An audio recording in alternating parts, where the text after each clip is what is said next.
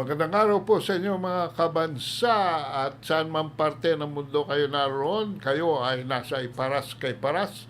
Ito ay inyong lingkod, Ado Paglinawan, na nagpupugay ng isang masayang pagbate. Sekretary. Magandang hapon po muli, mga kababayan. Ito po ang inyong kaibigan, former Secretary Jing Paras. Dito po tayo sa Iparas kay Paras at marami po tayong mga issues. Alam mo, mga kababayan, paring Ado, masyado ng malawak ang kaibhan ngayon, no? Ng panahon ni Duterte at saka panahon ngayon under Marcos. Kung mamamasyal ka lang at pagtatanong ka kung gaano ba ka peaceful ang mga community, sabihin nila, sir, bumabalik na naman ang problema ng droga at mahirap maglakad na sa gabi po kasi marami pong mga kriminal, mga basag dyan sa mga kalye-kalye. And kailan lang, paring Ado, si Mayor Baste ng Davao ay nag-declare ng war on drugs. Yes, yes. Ha? Oo. And Tinalakay natin dito yan. tinalakay na natin yan at nag-react kaagad ang PNP, pero imbis na bigyan ng ikangay award or ano bang recognition, pagkilala,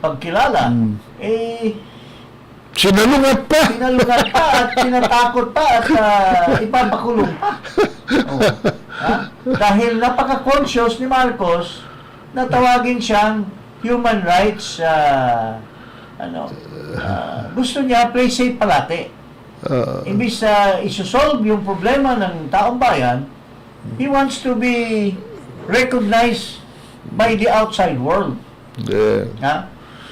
Bahala na kung maging basag kayo, maging sabog kayo, maging bangag kayo dyan lahat, basta hindi masisira ang imahe ko sa ICC, sa mga Europeans, sa Amerika, Sa mga puti. sa mga puti.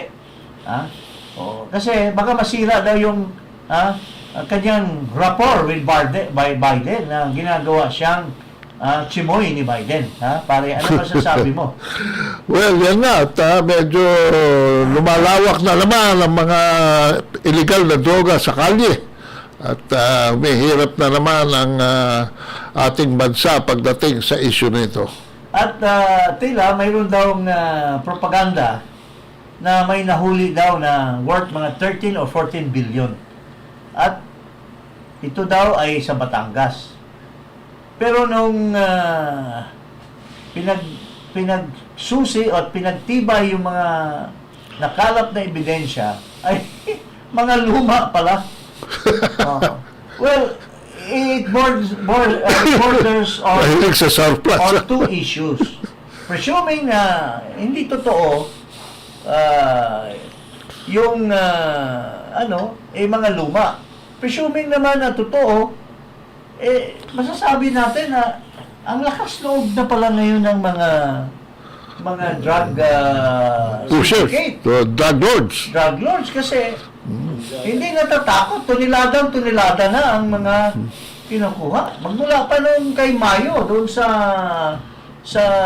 yung mga policemen ang involved. Ito ang lakas ng loob. Di natin alam kung may mga kasabwat din ito na mga enforcement agencies. Akala ko sinusunog yan. Parang recycled. Recycled. Tingnan natin itong report. Ito ang nakalap natin ay galing po sa puting ahas ni Ginang Maharlika. Ito po. 37 minutes ago, ininspeksyon ni Pangulong Kuting, okay? Ininspeksyon ni Bangag-Bangag Jr. sa Alitagtag, Batangas, ang pinakamalaking drug hole sa bansa kung saan nasabat ang halos 2 toneladang shabu-shabu na paborito din nila yan na nagkakahalaga daw ng 13.3 billion. Ayon sa kay Kuting, kasalukuyang iniimbestigahan ang pinagmulan ng paborito nilang illegal na pulburon, okay? At patuloy lamang ang holistic approach ng pamahalaan kontra shab-shab na nakasentro daw sa public health at pagtugis sa mga malalaking sindikato sa bansa.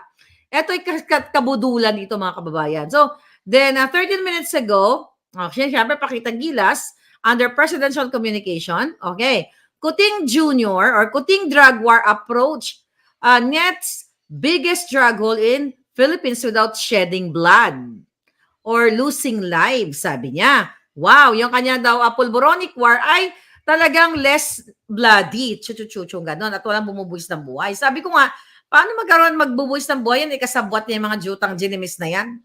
Kasaba na si Sayarot. Tuloy natin. Sabi dito, over 2 tons of shab-shab with an estimated market value of 13.3 billion were seized on April 15, which is kahapon, by the PNP at a checkpoint in Barangay Pinagcrusan, Alitagtag, Batangas. Sabi dito, it was the biggest drug. Sabi ni Ma'am Kuting, ito daw ang pinakamalaking drug hole sa history. Philippine history. Check nyo kung totoo pinagsasabi nito. Alright? Without shedding blood. Okay?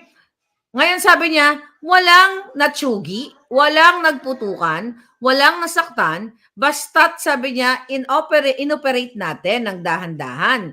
Yun naman dapat ang approach. Ulol! Okay? Julol! Baka naman, chuba-chuchu lang kasi, mamaya ako nasasabihin kasi may nakarating sa atin information. Pagpatuloy muna natin. Sabi niya, this is the biggest shipment of shab-shab na nahuli natin but not one person died. Ayun nga, walang namatay, naputukan, chuchu-chuchu. Ano pa sinabi dito?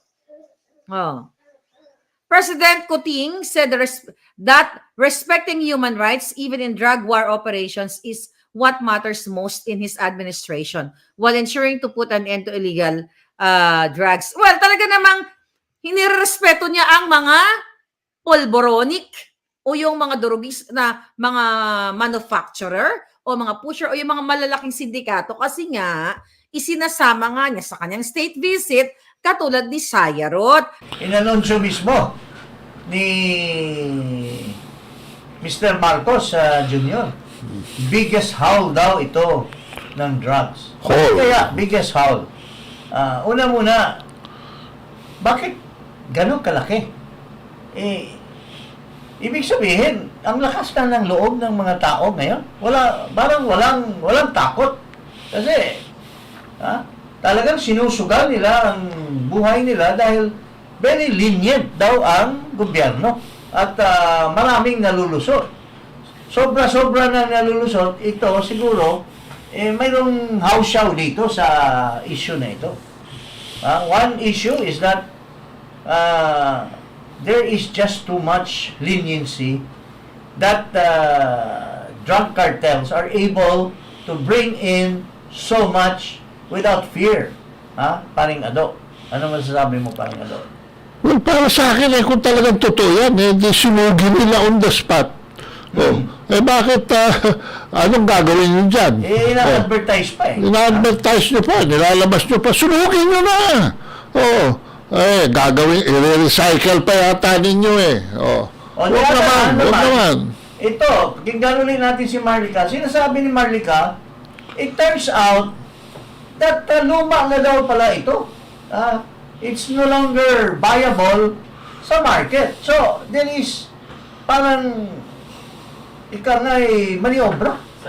Na it would seem that Marcos in connivance with PDEA and PNP is using this as a camouflage to make it appear na magaling ang kanyang administration sa pagdakip ng mga drugs. Kasi nakikita na niya sobrang criminality yung kanyang trust rating at saka ay nasa 33 at saka 44% respectively. So, kailangan nilang gumawa ng gimmick. With the help of PDEA and with the help of ang tawag namin dyan sa public relations, impact project. Impact project. Kaya nagkalam sila ng impact para masabi niya ngayon sa SWS, Mag-rebound siya. magre-rebound yung kanyang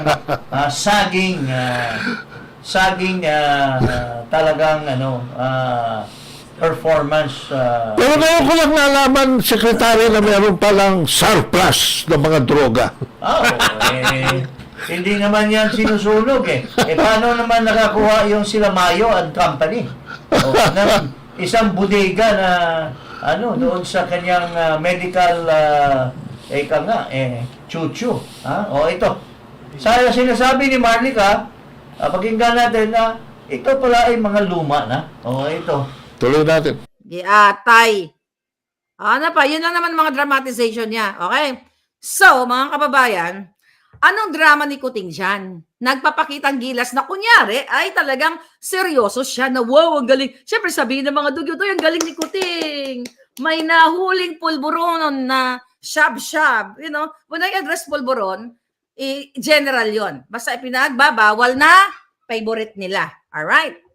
So, mga kababayan, baka tayo mo mag-pulburon test. Huwag mong pagtatakpan. Hindi kami believe sa'yo kasi, mga kababayan, dito sa channel natin, ay napag-alaman natin, mga kababayan, actually, sinend nga to sa akin ng bonggang-bongga. Ayan, nagdrama-drama pa si Kuting. Tignan nyo, sabi ko sa inyo ayan, nagdrama-drama. May mga, tayo mo si Lasso, mukhang malungkot. Sabi ni Lasso, mukhang nahuli kontrabando ko, Ayan, tayo mo si Kuting, drama-drama sila. Baka na kayo na nagpapanggap lang kayo na kunyari tuwang-tuwa kayo na may nahuli pero nalulungkot kayo kasi epektos nyo ito kontrabando ninyo. But here, mga darling. Alright? Dali. Ayon sa ating impormante, okay? Ito ayon sa ating mga nandoon mismo na naka-witness doon sa pulburon o shab-shab na ipinresent nila na worth 13.3 billion ay maitim daw at yellowish na yung mga nasabat. For the first time in my entire life, ngayon ko lang nalaman na ang mga pulburon pala o yung shab-shab na nahuli, may mga klase-klase pala yan. Kumbaga may pang sosyal, may pang dugyot. Kasi sabi dito, Miss Maharlika, yung pinresent nila, yung nahuli nila, maitim na at yellowish yung mga nasabat.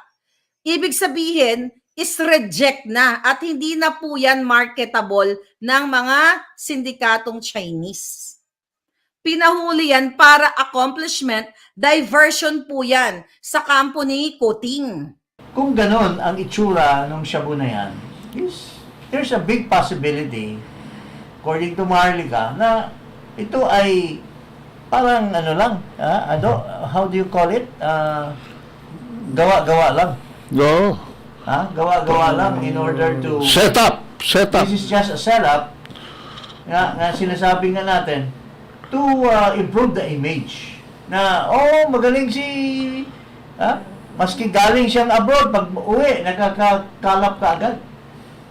Kalap ka agad ng, operation ng droga. Pero,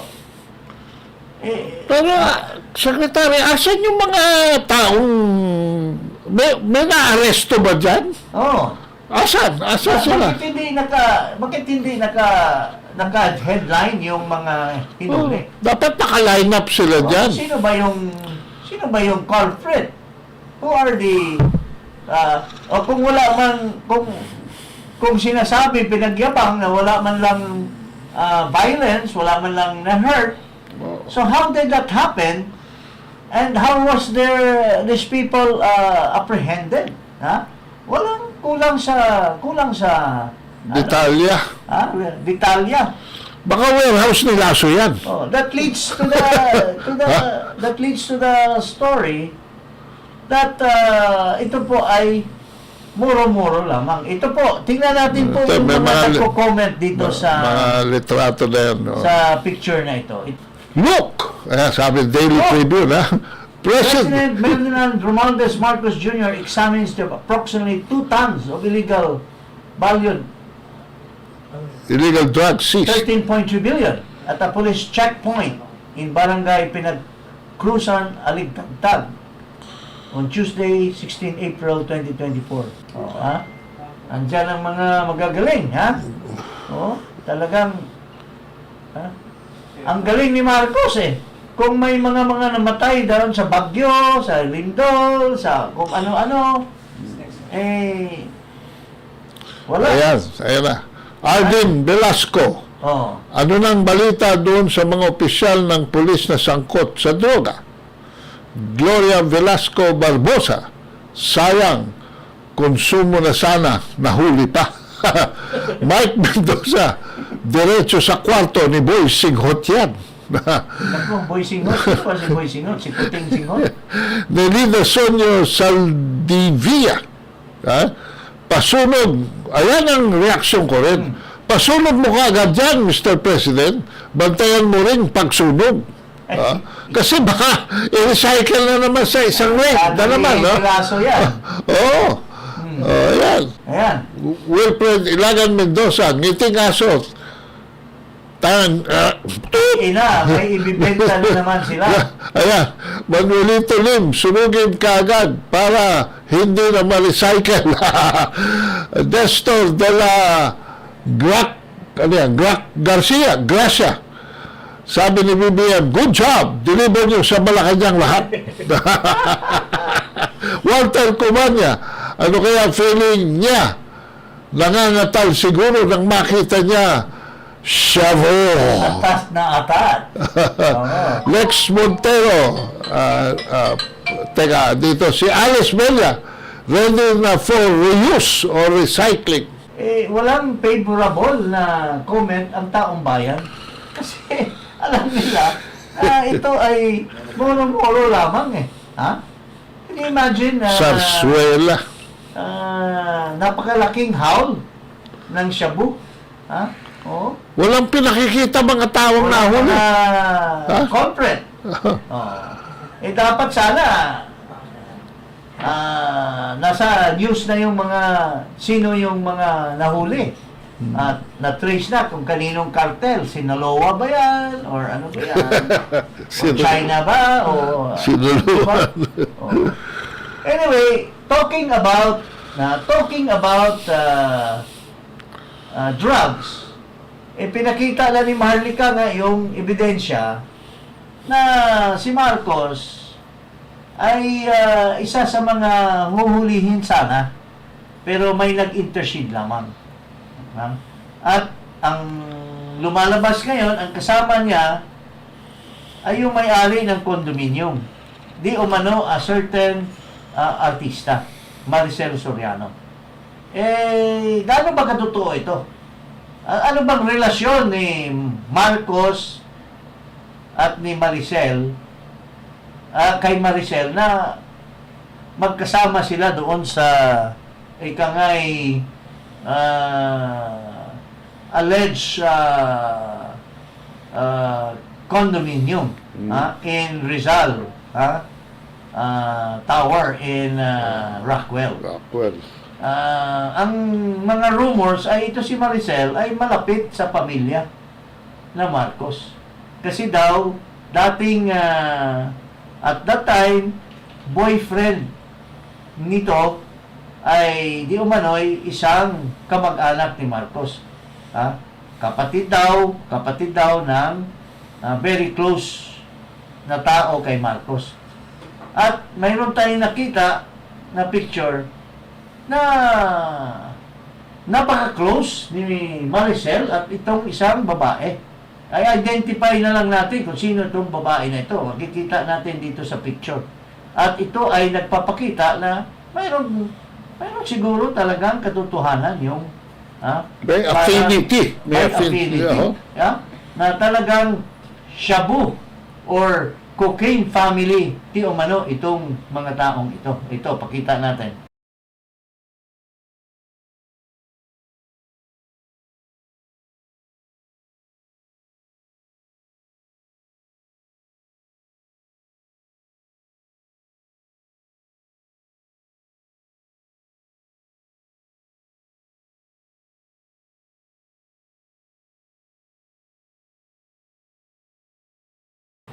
Sino ba yung babae na dalawa?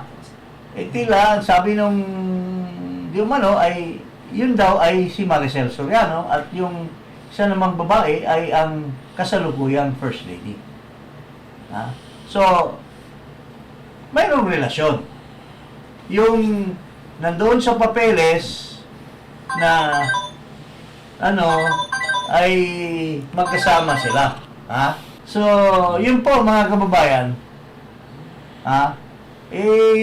pinapakita lang naman natin na may ugnayan. May ugnayan yung pamilyang Marcos at pamilyang Marcos Araneta at yung pamilyang Maricel Soriano di umano. Paring Ado, ano masasabi mo doon sa picture? Well,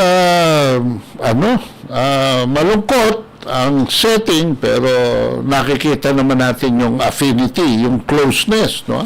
Medyo inaalalayan pa at yun daw kasi ay muntik nang maging kamag-anak. Okay. Oo, muntik nang maging Ano kamag-anak. bang tawag niyan? Bilas. Hipag. Magkahipag. Hipag. Okay. Muntik na. Di umano. Anyway, mga kababayan, talking about drugs again, ito daw isang drug addict na opisyal ngayon ay nakikialam daw. Wala naman siyang kinalaman, di naman siya DILG, nakikialam daw sa suspension ng mga local official. Ito ay well-known daw na addict, naman bangag parati doon sa Davao City. Mayroong sinasabi si Pangulo kung sino daw itong nangangahas na opisyal na ito. Ito, pakinggan natin si Ginoong Duterte. Kasi itong si Governor Hubahib ay sinuspinde dahil nabalitaan nitong isang opisyal na ito na mag-i-sponsor ng isang rally doon sa kanyang probinsya. At tila Pagka-probinsya sila. tila itong taong ito na opisyal at malapit sa Pangulo ay taga roon din at siguro gusto niyang magsipsip na walang dapat mangyaring rally kasi teritoryo niya yon at hindi mangyari yan. So, may mga rumors na pinapatawag niya ito si Governor Hubahib at hindi pumunta kasi busy naman daw Pinatatawag sa isang sa restaurant. restaurant. Na-insulto daw ito at dahil napaka-powerful at alam mo naman, bata-bata lang nito yung executive secretary ay pumirma kaagad without due process ng suspension preventive suspension order kay Governor. Pero dahil sa katapangan ni Governor, hindi siya sumunod sa order dahil it's an injustice. Ito, mapapakinggan natin si Pangulong Duterte sa kanyang opinion dito sa mapangahas na opisyal na ito na very well known na bangag sa Davao. Di umano. Okay. At ito naman si Lagdameo. Alam mo, Adre, kaibigan tayo. Tagal ng kaibigan, halos gabi-gabi nakikita tayo dyan kay John Villar na inuman.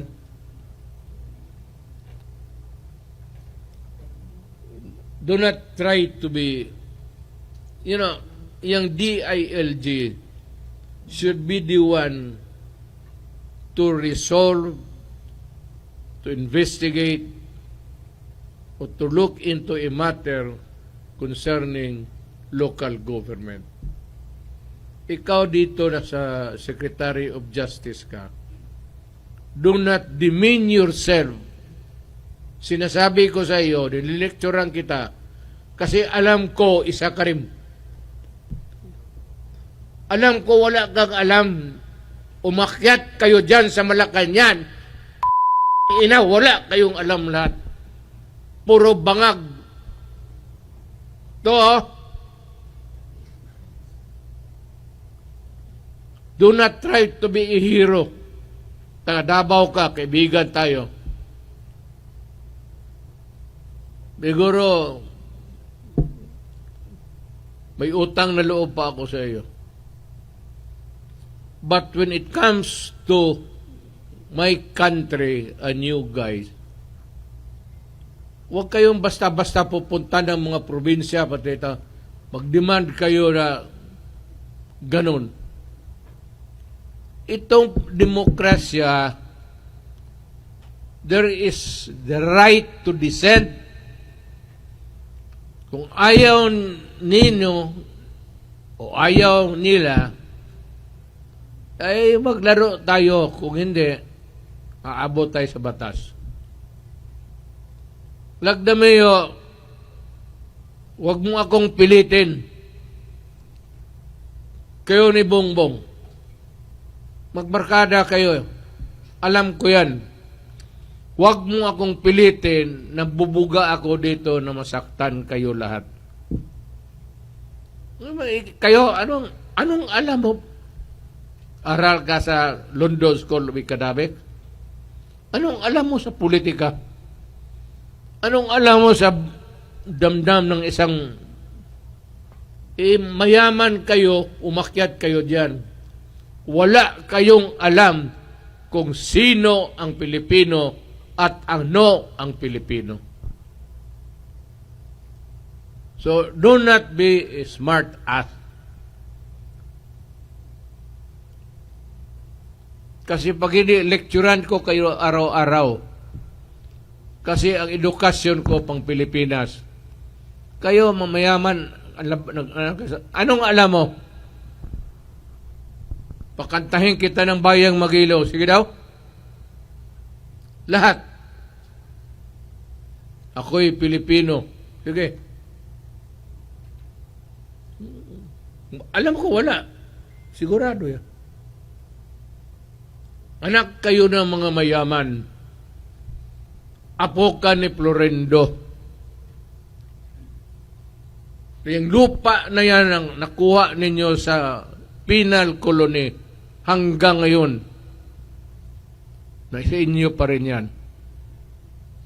Hindi inyo yan, sa gobyerno yan. Dapat itapos at yung lupa na yan ibigay sa mga tao.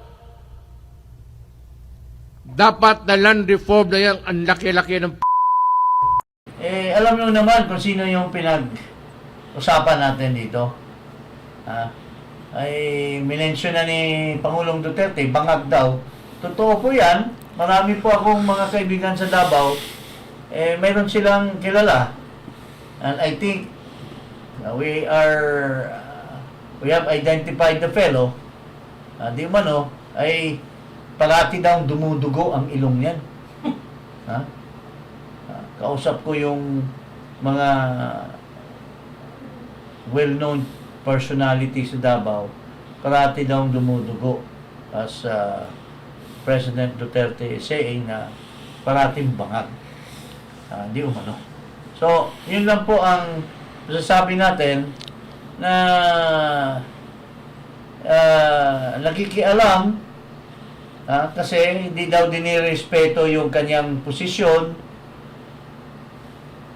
May axe to grind yan, pamilya na yan, kay Governor Hubahib. Dahil si Hubahib, galing sa mahirap na pamilya. Pero, anong nangyari in the last election? Sinagasaan sila. Napakayaman nila at hindi sila manalo-nalo sa isang hamak lamang na walang pera at mahal ng taong bayan. Sila kilalang kilala na mga mayaman pero hindi nag-iingat na makilala ang tunay nilang pagkatao. Tulad ng sinabi ni Pangulong Duterte na Ganon sila. Ha?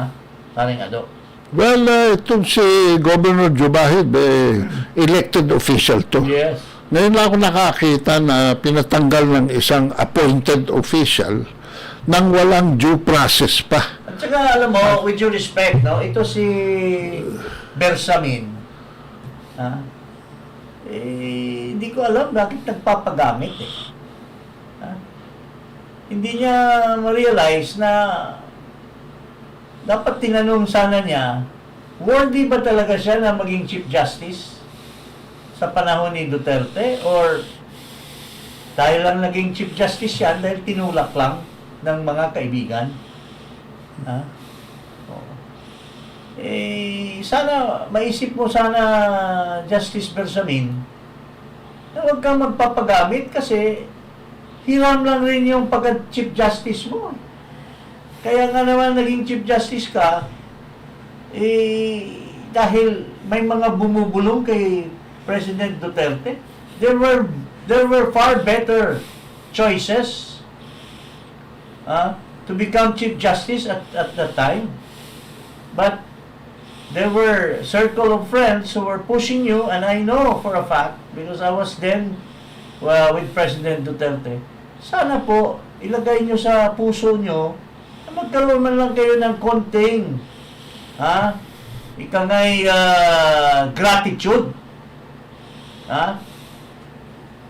Gratitude kay Pangulong Duterte, knowing that these people, sila Alvarez, sila Hubahib, are people from Mindanao who are loyal to President Duterte. Ikaw din,